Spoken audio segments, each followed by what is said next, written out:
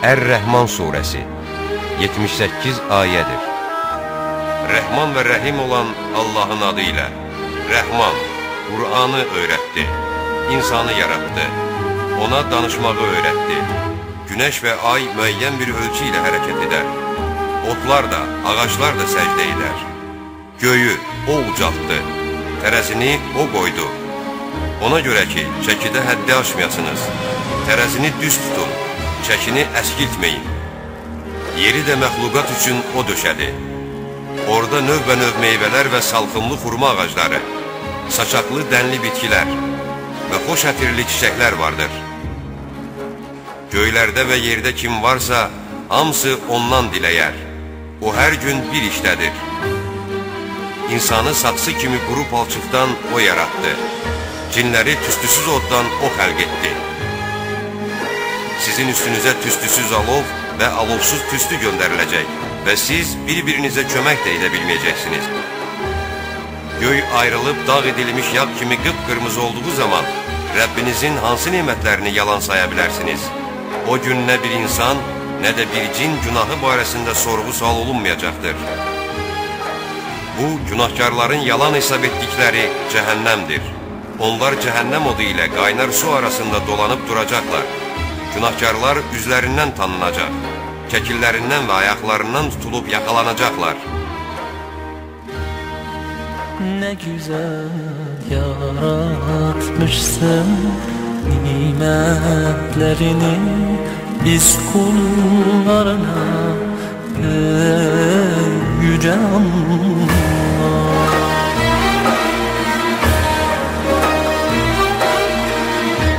Ah nasıl şükredelim, verdin bu kadar ihsanlarına, ey yüce Allah. Her zaman ismin dilimizde, ey Allah, ey Allah. Her zaman aşkın kalbimizde, ey Allah, ey Allah.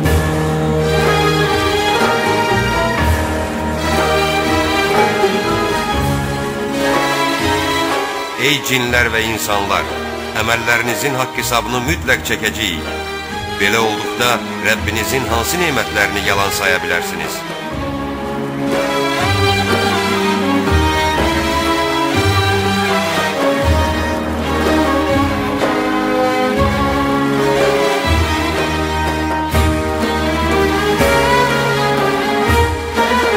Biz günahkar, biz perişan, sen rahimsin hem de Rahman. Allah'ım yalvarırım, bağışla bizi.